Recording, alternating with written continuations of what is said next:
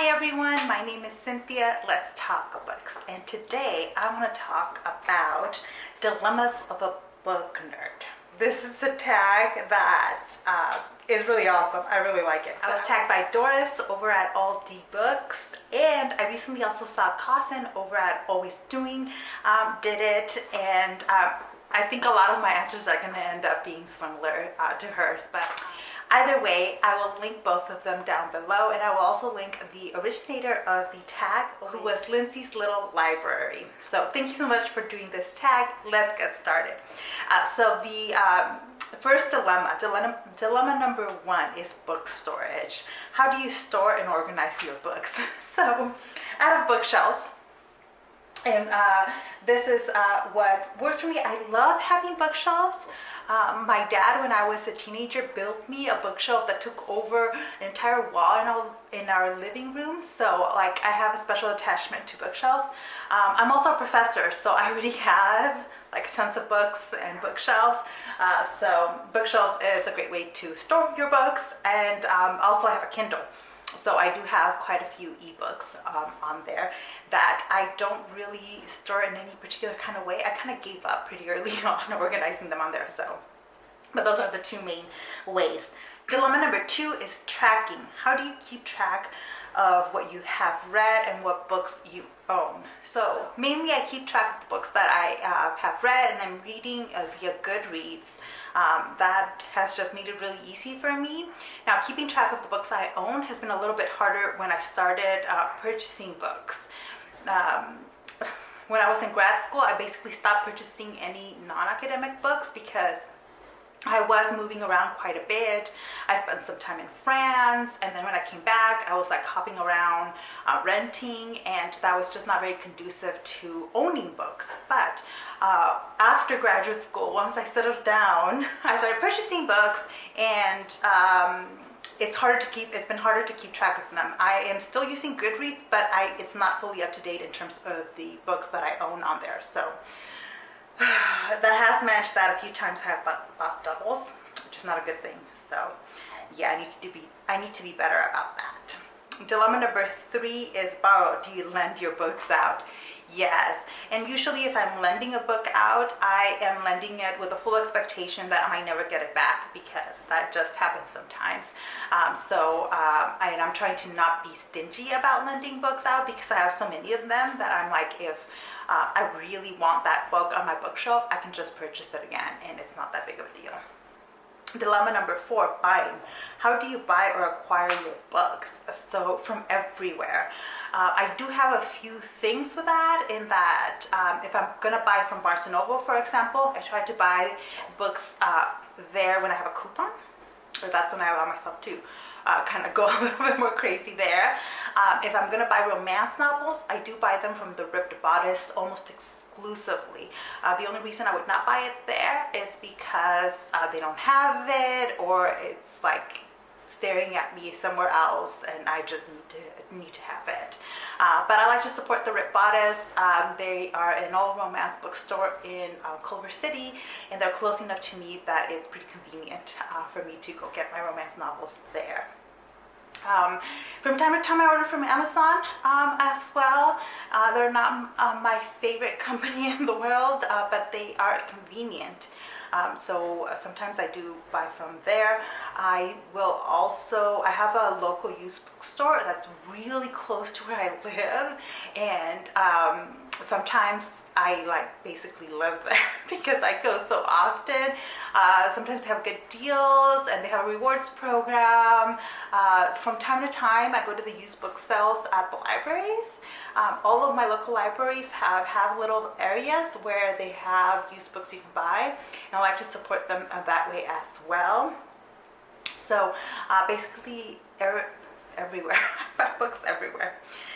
Let's see. Dilemma number five is comments. How do you respond to the "how do you read so much" comment or similar comments? So I was thinking about this. I have never gotten the "how do you read so much" comment. And that's probably because for BookTube, I'm probably reading either an average amount of books, or or a number on the lower side of compared to other booktubers, I would say.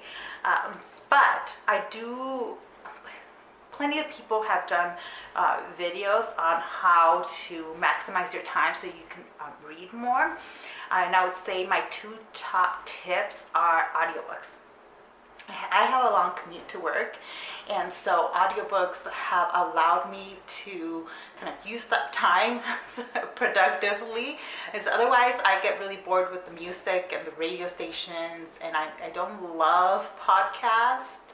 Like I just haven't gotten into them. So audiobooks are kind of one way which I fit books in almost every single day. And then the other tip is really to make time. Like if that's what you want, if it's something that makes you feel good, if it's part of your self-care routine, like you make time to read. And that sometimes means not doing something else. Like I have largely stopped watching television because I'd rather pick up a book in the evenings before bed rather than watch a television show. Now, it doesn't mean I don't watch any TV. I'm not some sort of like, on a higher moral plane or anything. I just have made reading a priority on most days, and especially during the semester. Like I have to make time to read. Otherwise, it's really easy to come home and I'm really tired and I just not to do it. And so I just make it my me time because it's something that makes me happy and I want to keep doing. Yeah. So dilemma number 6, new book. How do you pick your next read? Ooh, this is an interesting question. I've been loving hearing people's answers on this one. I am a mood reader, so sometimes I pick my next read totally randomly.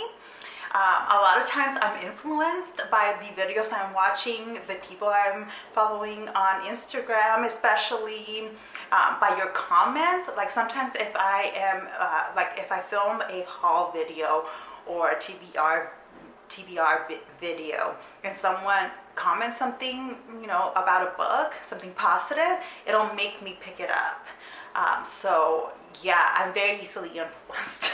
That's basically what I'm saying on what book to pick up. Other times it's just also by the last thing I read. Like right now I'm in the middle of, or towards the end of reading The Hunchback of Notre Dame. That is a very thick, dense book and pretty boring actually. So like as I'm actually getting ready to pick a book to start reading right now as I'm finishing that one up. And I'm like, I need something that's going to be kind of the opposite of that.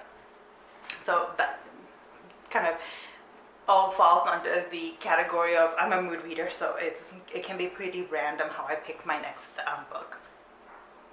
Dilemma number 7, travel. How do you pick what books you bring on vacation with you?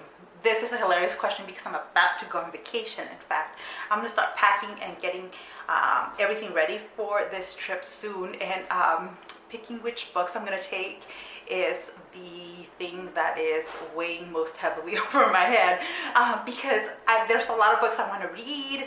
I have a lot of romance novels, lighter books that are going to be perfect for this vacation, and I haven't decided what I'm going to do. What I do know for sure is that I'm taking my Kindle, and I always take my Kindle when I travel because I have it loaded with a lot of books that I haven't yet read and that I want to read, and this way I can take, like literally, like I don't even know how many books fit in the Kindle, but hundreds of books right on a tablet. But I also do like taking physical books. It helps me, especially like at airports and on the planes where I get a little bit anxious. It helps me to be holding the physical book. So I'm gonna limit myself. I'm only gonna take 2 or 3 books, with the idea that if the resort where I'm gonna be at has a place where like a little like lending type library, that I might leave them behind. So I'm not going to take anything that I can't live without, or any physical book that I want absolutely to have in my library.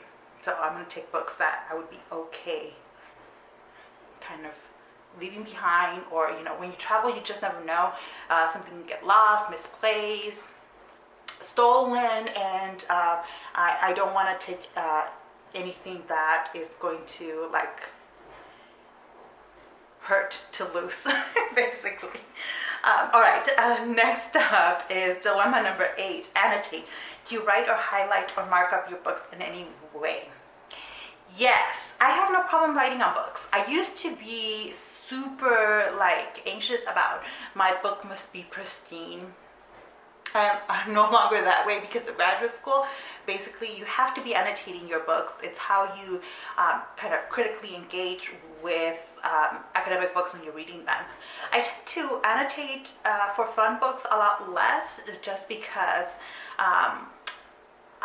right now I'm really using Instagram as basically the place I go to comment on what I'm reading. And as a result, I don't feel the need to write on the book itself. Yeah.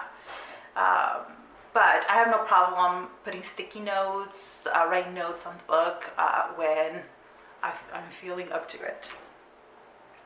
Dilemma number 9, new or backlist. Which do you prefer, new releases or backlist books? Both. I try to keep it at a mix of things. Lately, I've had a problem with new books and that really wanting to get a hold of them. But I'm also noticing that I want to get a hold of them because a bunch of people are reading it, but I don't get to them right away necessarily. So by the time I get to them, they're a backlist book, and that's slowing down my buying some. When I realize, okay, if I'm not going to read it right now, then I don't need to pick it up. But some books are just so hyped, or I am so excited about them that I need to read them right away, and then I try to balance that out with picking some more backlist books, because I have an ever-growing TBR list. Dilemma number 10, sequels. Do you read books as they are released or wait for an entire series to be published before reading one book? Whew. It's tricky. I tend to prefer picking up series when they're fully published, because I hate cliffhangers. I mean, I love them. It can be a really great way to end a book, but I hate not having the next book readily available. And sometimes you need to know what happens next. This is why binge watching television I think has become a thing. I think a lot of people feel this way. With books, it's a little bit more tricky. So both. I prefer a fully published series, but there are just some books that either I might not know it's going to be a series, or it just sounds so good that I need to pick it up, and then it's part of a series and I'm stuck waiting for the next one. So the perfect example of that is right here, Trail of Lightning. Everyone was talking about it for a while, so I picked it up, I read it, it's fantastic. And so it's an ongoing series that hasn't all been published, and I'm buying them as they come, right? And then there's other series like the In-Depth series by Nora Roberts or J.D. Robb, and that series will never be done publishing. I swear she will be publishing those books from the grave, because there are over 40 books in the series currently. I'm working my way through them. I just finished number 20 last month, and I'm not worried about that kind of series having an ending or having it all been published, because it's kind of like serialized television, right? Like a Law and Order. You can watch any, you can read with these books, you can pick up any, and it'll be fulfilling enough. I'm just choosing to read them all in order, basically. So all right, that's the end. I really love talking about this kind of stuff. So if you made a video, let me know down below, or if you want to answer some of these questions down below, I'd love to hear what some of your answers are, especially with the traveling one. How do you pick the books you're going to travel with? Because that's my main dilemma at the moment. But I hate tagging people. I feel I'm going to need to get over this at some point. But if any of you make videos here or are on Instagram or anywhere on social media and you want to answer some of these questions, please do, and let me know that you've done it or that you're going to do it so that I can go check it out. So thank you so much for watching, and I'll see you in the next one. Bye.